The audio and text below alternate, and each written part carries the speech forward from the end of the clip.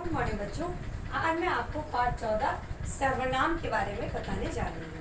सर्वनाम जैसा कि आप सभी जानते हैं और शुरू से इसे आप पढ़ते चले आए हैं कि सर्वनाम क्या है। किसे कहते हैं सर्वनाम?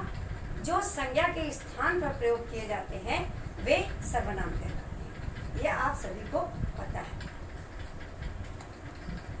सर्वनाम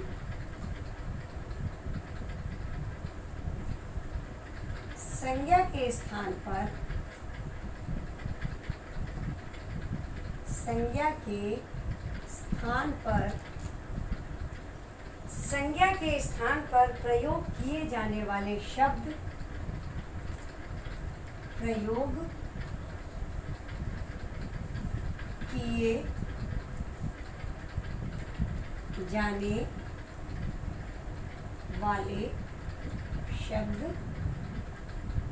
सर्वनाम कहलाते हैं।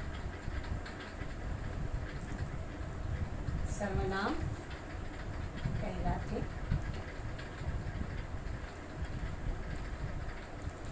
संज्ञा क्या है? संज्ञा नाम है।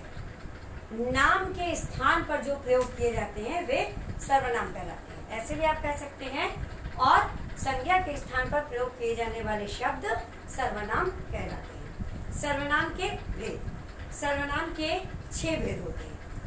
सर्वनाम के कितने भेद होते हैं? सर्वनाम के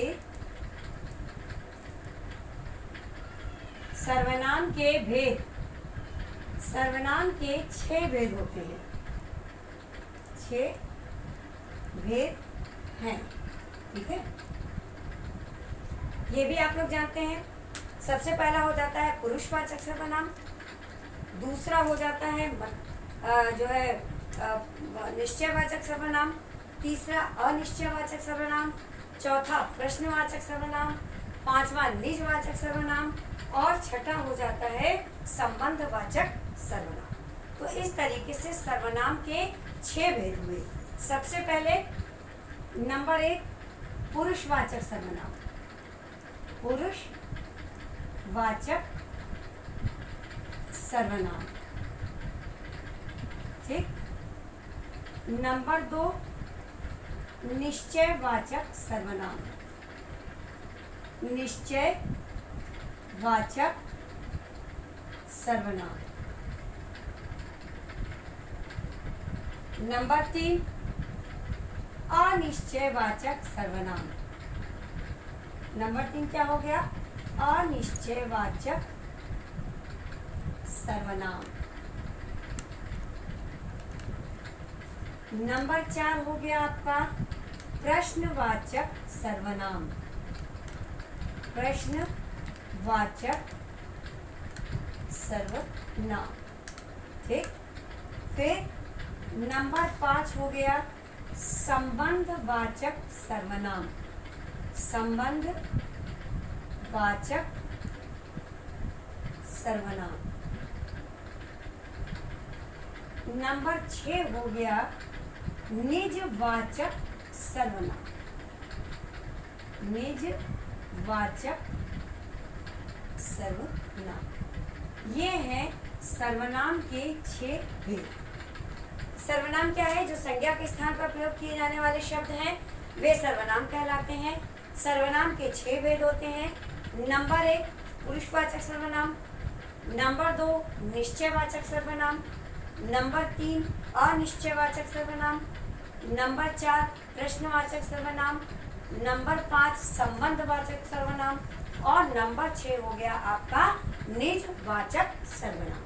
ये तो हमने आपको सर्वनाम के 6 भेदों के नाम बताए हैं। अब हम आपको इन 6 भेदों के बारे में अलग अलग बताने जा रहे हैं।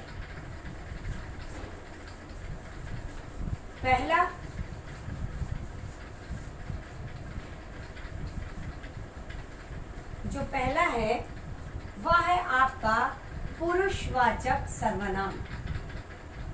पुरुषवाचक सर्वनाम।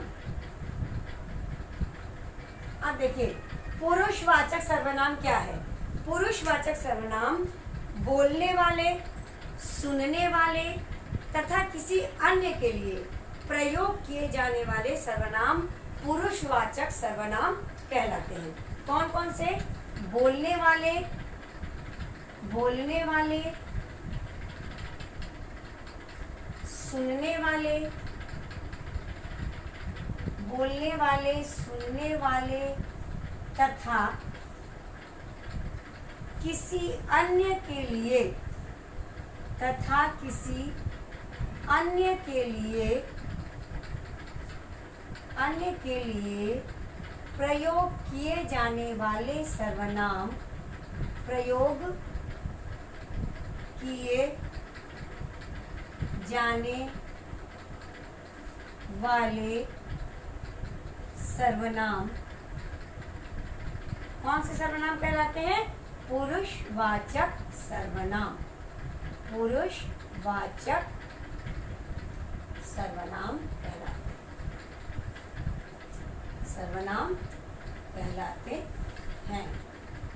बोलने वाले, सुनने वाले तथा किसी अन्य के लिए प्रयोग किए जाने वाले जो सर्वनाम शब्द हैं वह पुरुषवाचक सर्वनाम कहलाते हैं। अब पुरुषवाचक सर्वनाम जो है वो 3 प्रकार के होते हैं। पुरुषवाचक सर्वनाम,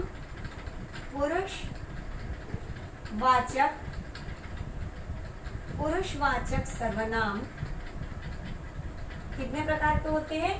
3 प्रकार के होते हैं। 3 प्रकार के होते हैं। पहला आपका हो जाता है उत्तम पुरुष, पहला उत्तम पुरुष हो गया, ठीक। दूसरा मध्यम पुरुष हो गया, मध्यम पुरुष। और तीसरा आपका हो गया अन्य पुरुष। तीसरा क्या हो गया? अन्य पुरुष। ये पुरुषवाचक सर्वनाम के 3 भेद हैं। नंबर 1 उत्तम पुरुष, नंबर 2 मध्यम पुरुष और नंबर 3 अन्य पुरुष। उत्तम पुरुष के अंतर्गत वे सर्वनाम जिन्हें बोलने या लिखने वाला व्यक्ति अपने लिए प्रयोग करता है वे उत्तम पुरुष सर्वनाम कहलाते हैं, ठीक। बोलने या लिखने वाला व्यक्ति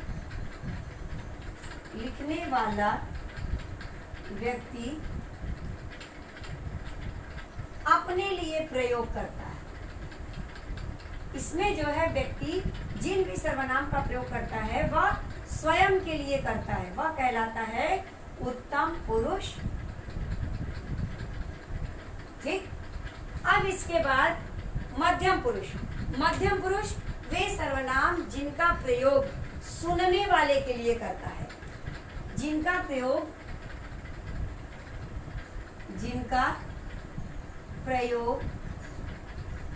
वक्ता यानी बोलने वाला वक्ता दूसरे के लिए करता है, दूसरे या सुनने वालों के लिए करता है, ये लिख सकते हैं आप।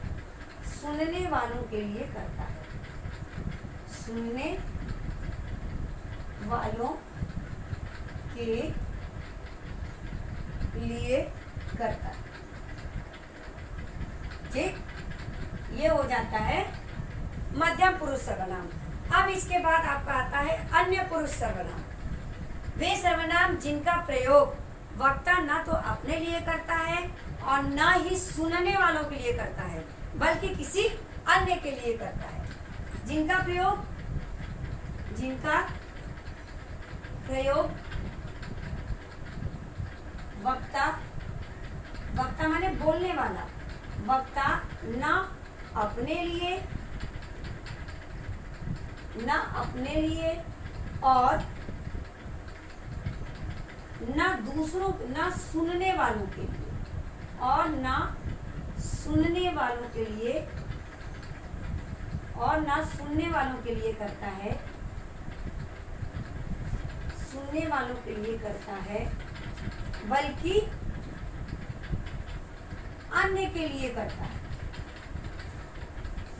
बल्कि अन्य के लिए करता है, ठीक। ये हो गया आपका अन्य पुरुष। उत्तम पुरुष ने बोलने वाला या लिखने वाला व्यक्ति अपने लिए प्रयोग करता है सर्वनामों का। मध्यम पुरुष में बोलने वाला जो व्यक्ति है वह सुनने वालों के लिए सर्वनाम का प्रयोग करता है। और अन्य पुरुष में जो बोलने वाला है न तो अपने लिए और न सुनने वालों के लिए बल्कि अन्य किसी और के लिए करता है प्रयोग, वह कहलाता है अन्य पुरुष। ठीक है, पुरुषवाचक सर्वनाम के 3 भेद हो गए, उत्तम, मध्यम और अन्य। अब आपका आता है दूसरा निश्चयवाचक सर्वनाम। देखिए नाम से ही स्पष्ट है, निश्चय माने निश्चित, 100% कंफर्म है, एकदम निश्चित है, तो वह निश्चयवाचक सर्वनाम हो गया। यानी कि जहाँ पर निश्चितता बनी रहती है वह कहलाता है निश्चयवाचक सर्वनाम। अब देखिए दूसरा आपका आ जाता है निश्चयवाचक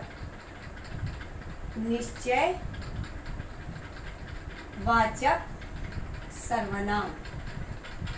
ठीक, अब निश्चयवाचक सर्वनाम के अंतर्गत आपका क्या आता है? जिन सर्वनाम शब्दों से किसी व्यक्ति, वस्तु या स्थान का निश्चित रूप से ज्ञान होता है, जिन सर्वनाम शब्दों से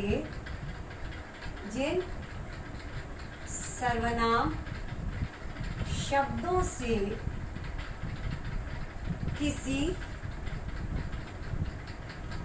व्यक्ति, वस्तु या स्थान का निश्चित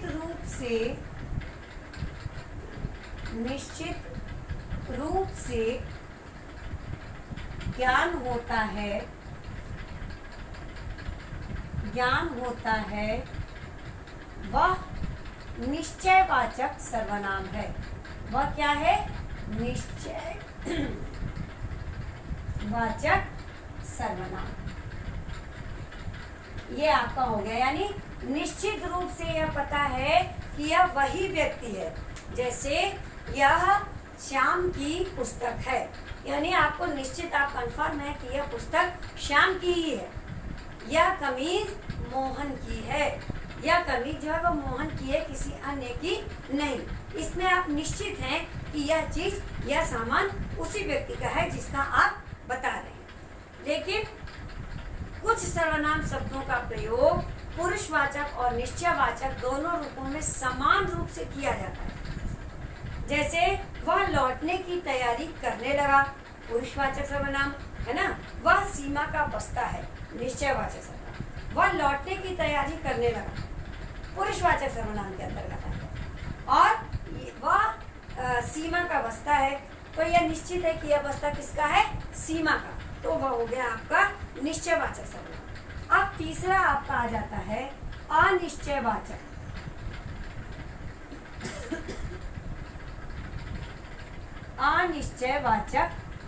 सर्वनाम।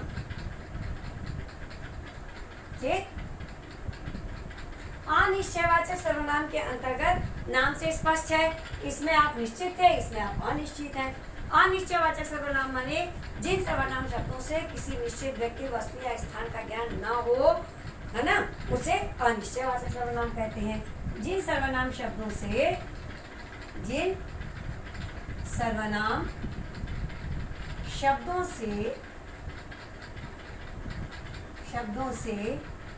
किसी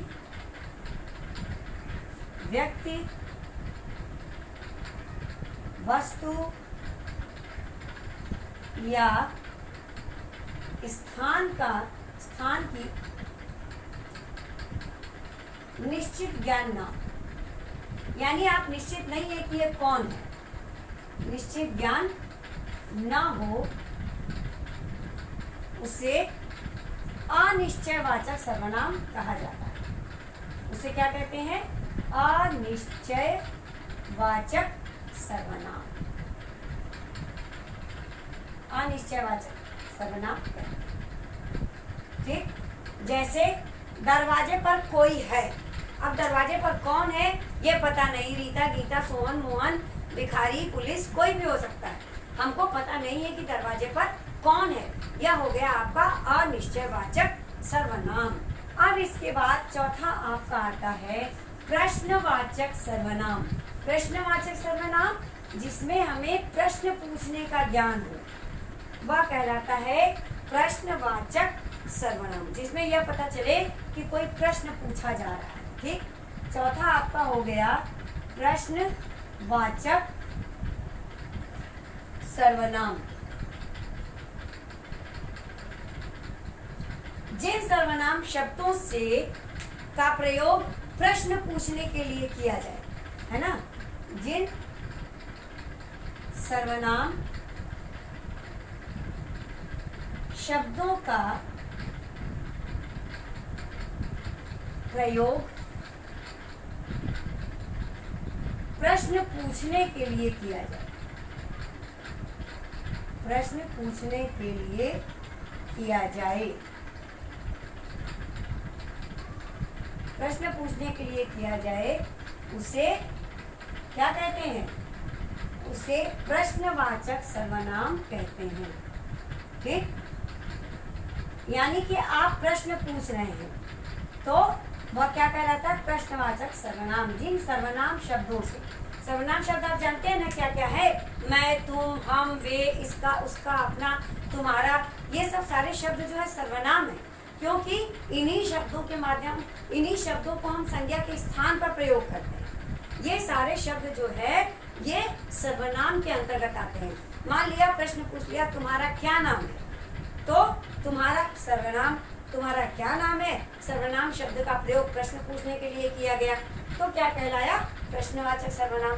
तुम कहाँ जा रहे हो, तो इस तरीके से जो प्रश्न पूछे जाते हैं, तुम किस क्लास में पढ़ते हो, तुम्हारे स्कूल का क्या नाम है, तुम्हारे पिताजी का क्या नाम है ना, तो ये सब सारी चीजें, तुम किस कक्षा में हो, तो जो ये सब सारे शब्द आ रहे हैं ये हो गए आपके सर्वनाम शब्द। मैं, तुम, हम, मेरा, अपना, उसका, इसके, उसका आदि, ये सब सारे शब्द जो हैं ये सब सर्वनाम शब्दों के अंतर्गत ही आते हैं। इस बात को ध्यान में रखिएगा, जो हम ये बार बार लिखवा रहे हैं कि जिन सर्वनाम शब्दों से, जिन सर्वनाम शब्दों से कौन, क्या, ये सब सारे शब्द सर्वनाम के अंतर्गत आते हैं। तो ये सब सारी चीजें यही है। जिन सर्वनाम शब्दों का मतलब तुम्हारा, क्या, उसका, इसका, उसका, अपने, तुम, मेरे, हमारे, ये सब सारे शब्द। ठीक, अब इसके बाद आपका आता है पांचवा संबंधवाचक सर्वनाम। संबंध वाचक सर्वनाम, नाम से ये भी स्पष्ट है, संबंधों को बताता है। ठीक, जो सर्वनाम शब्द दो शब्दों, दो वाक्यांशों या दो वाक्यों को जोड़कर उनके बीच संबंध को बताते हैं। जो सर्वनाम शब्द, जो सर्वनाम शब्द दो शब्दों, दो शब्दों, दो वाक्यों के बीच का संबंध बताते हैं, के बीच का संबंध बताते हैं, उसे क्या कहते हैं? संबंधवाचक। उसे संबंधवाचक सर्वनाम कहा जाता है। उसे संबंधवाचक सर्वनाम कहते हैं। ठीक है, तो कैसे बताएगा वो? जैसे अगर मान लिया कि जैसा करोगे वैसा भरोगे, जैसी करनी वैसी भरनी, ये सब सारे दो वाक्यों के बीच के संबंध को जोड़ रहे हैं। जिसकी लाठी उसकी भैंस, है ना, जो मेहनत करेगा वो फल पाएगा, ये सब सारे दो वाक्यांशों के मध्य के संबंध को बता रहे हैं। अब छठा आपका आता है निजवाचक सर्वनाम। निज माने स्वयं, निजवाचक सर्वनाम। अब आपका ये आया निजवाचक सर्वनाम, यानी कि जो सर्वनाम शब्द खुद के लिए प्रयोग किए जाते हैं, है ना, जो सर्वनाम शब्द अपने लिए अर्थात स्वयं के लिए प्रयोग किए जाते हैं। जो सर्वनाम शब्द खुद के लिए प्रयोग किए जाएं, खुद के लिए प्रयोग किए जाते हैं वे निजवाचक सर्वनाम कहलाते हैं। किए जाते हैं वे निजवाचक सर्वनाम हैं। निजवाचक सर्वनाम यानी कि निज माने होता है स्वयं, अपने लिए। जैसे मैंने खाना खा लिया है, या मैं अपना काम खुद कर लूंगा, है ना, मैंने पढ़ाई कर ली है। ये सब सारी चीजें क्या है, निजवाचक सर्वनाम के अंतर्गत आती है। आपको समझ में आ गया। पहला क्या है, पुरुषवाचक। पुरुषवाचक के 3 भेद, उत्तम, मध्यम, अन्य। उसके बाद आपका आता है निश्चय, अनिश्चय, प्रश्नवाचक, संबंधवाचक और निजवाचक। ये सारे सर्वनाम शब्द जो है, सर्वनाम 6 प्रकार के। इसके बाद हम ये बताते हैं कि सर्वनाम के रूपों की रचना कैसे होती है। जैसे मान लिया पुरुषवाचक में उत्तम पुरुष, मध्यम पुरुष, अन्य पुरुष। ठीक है, तो उत्तम पुरुष क्या हो गया, मैं, मध्यम पुरुष क्या हो गया, तू, और अन्य पुरुष क्या हो गया, वह। तो इसी प्रकार निश्चयवाचक सर्वनाम के अंतर्गत जो है यह, वह, कौन, क्या, है ना, और प्रश्नवाचक में कौन, क्या, संबंधवाचक में जो। फिर अनिश्चयवाचक में कोई, कुछ, कैसे। निजवाचक में अपने आप और स्वयं। ये सब सारे शब्द जो है वो इन सर्वनामों के लिए प्रयोग में लाए जाते हैं। उम्मीद है बच्चों आपको अच्छी तरीके से यह सर्वनाम नामक पाठ समझ में आ गया होगा।